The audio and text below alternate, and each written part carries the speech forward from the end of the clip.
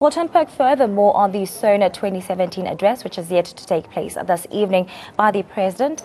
Joining me in studio to unpack more on this particular matter is political analyst Mr. Tsepo Khadima. Tsepo, thank you so much for joining us right here on Ground Report. Let's just start off by reflecting on this year's theme, which is the year of Oliver Tambo. Speaking more on unity in South Africa, just lament on this. What's your reaction on this? Is this a suitable theme that the African National Congress, or rather President Jacob Zuma, has taken to take forward the State of the Nation address this year? Most certainly, and taking into account that, I think when we look at today or this evening's State of the Nation, and most of the hullabaloo that we've had of, particularly yesterday, with the deployment of 441 soldiers and all of that, for me that boils down to a fundamental misunderstanding of the status of President Jacob Zuma this evening when he will be addressing or he will be delivering his State of the Nation address.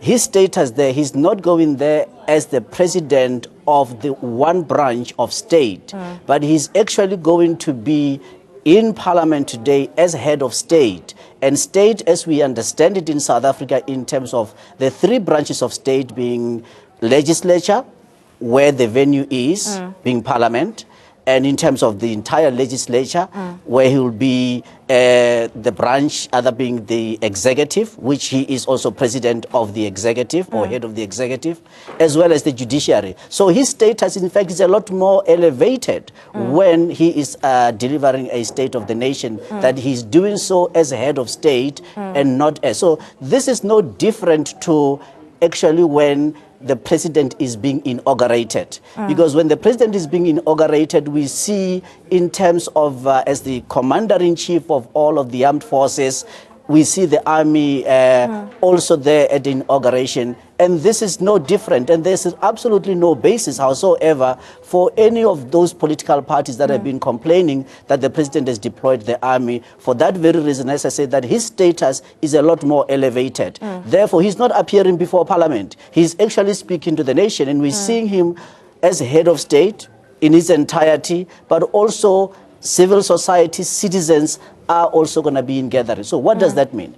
It therefore calls upon, and the theme of unity is important on that basis, because it calls upon everybody to actually play their constitutionally given role, particularly in terms of the three branches of state. And when he's speaking as head of state, the issue that is required is that all those that are in the three branches of state, they need to be asking themselves a question: what is it that we can do to take this nation forward? And more so in terms of being able to do so in a spirit of unity. So that is very important. And one can only hope that, I think, today, tonight, this evening, when the president shall be so, beyond the theatrics that we expect, that the parties that they're already planning to engage in those theatrics, that they will understand that this is not the right time. If anything, this is by that type of conduct. If they cannot be supportive, they must not be obstructive. They must let the president or the head of state, in this case, be able to speak to the nation and speak there in that capacity. And it would be unfortunate if they were to then go against a constitutionally given role and start to raise issues that are not on the agenda. The issue of decorum is absolutely fundamental in every sphere of society. Parliament, and during the State of the Nation address, it should be no different. There should be a decorum, and the decorum that we expect is that of ensuring that the nation can hear what the president is saying. And obviously, I hope that, I think, citizens can start to realize that the State of the Nation address is actually a very serious, important business. Beyond the fashion show and all of that, we spend too much time looking at the fashion show, who was wearing what, without really paying particular attention in terms of what is why do we need a State of the Nation address and what role it plays in our lives. And then from there, can we say we're starting the year afresh and we'll each see what role we are going to be able to play to ensure that this nation is united and it can really be a winning sovereign nation. Now, you're mentioning that bringing up moving the country forward is not only the president's role or the governance role, but as everybody's role in South Africa. Just talk us through some of your expectations of the president's speech this evening. Yeah, I think more than any other time, I'm hoping that this evening, the president, as he will be delivering the State of the Nation, he will really not longer talk about issues of policy from one branch of state, being the executive, but also look into practical mechanisms that can be employed to ensure that whatever that he says that this nation should be really be charting towards, we can be able to hold course. And one of the things that I've seen that many times when the State of the Nation is given, there is more emphasis on policy. But policy is not law. Without a legislative mechanism, most of the things that the president would be saying, you find that a year later, he's not able to report back on, because then Parliament, which they are the ones that have got the constitutional mandate to make laws, sometimes they don't even follow through to make laws that can ensure that whatever that the president has spoken about can indeed be. So I'm hoping that the president will be able to give us more practical things in terms of what are the legislative instruments that he's urging Parliament to be able to process through to ensure that whatever that he's telling us, and not just in terms of this coming 12 months, but in terms of within our Vision 2030, which is known as the National Development Plan, some of the things that need to be done now, they need that legislative enabler. And I'm hoping that there can be more practicalities on that. And I'm hoping that the president can be a lot more specific.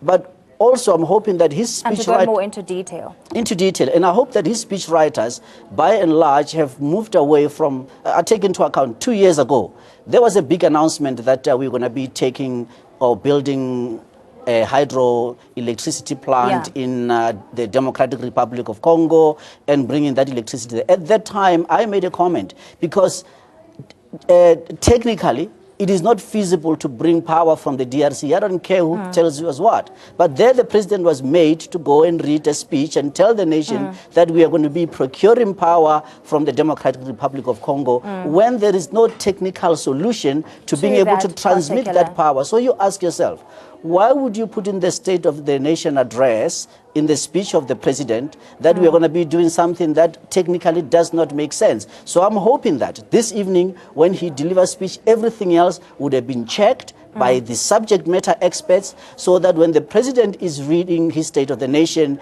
it's really things that are doable, things that we can be able to, in a year's time, when he delivers another State of the Nation, he can be able to give a progress report. Today, he won't be able to give a progress report on the Grand Inga project for that simple reason that I said they should have known that included in his speech at that time. So these are the things that I'm hoping that this evening we can start to see in this, but also the theatrics. The question is, will the presiding officers, the speakers of the National Assembly and the National Council of Provinces, will they be more decisive? When people are raising a point of order that is not in accordance with the purpose of today's meeting, will they then be decisive and act against such a member? Because those theatrics, they are only making us a laughing stock to the world. And members of parliament, they need to also understand the privilege that they have been granted of having been elected in that august house, that therefore there is a particular manner that they need to conduct themselves. And those theatrics that that we have seen or have somewhat become accustomed to, which is shameful, we should not really tolerate that any longer. And I'm hoping that the presiding officers will be more decisive. Let the president deliver this. And on the issue of the deployment of the military, as I say, it's his status is head of state in terms of its entirety. Now, Mr. Khadima, you're also mentioning that the president has to be let, deliver his speech of address and to actually talk to the people of South Africa. Now, with regards to the controversy which has mirrored the entire Sona address, with, say, South Africa just yesterday hosting what they call the real Sona state, or rather the state of the address. And what do you have to say with regards to Sipho Petyana's remarks of having to recall President Jacob Zuma yet again? Is this a suitable time to yet again, amount to these calls? Look, we are made to understand that Mr. Sipho Petyana is chairman of Anglo Gold Ashanti, which is one of the top 4 gold mining companies in the world. This week in Cape Town, it was the mining Indaba.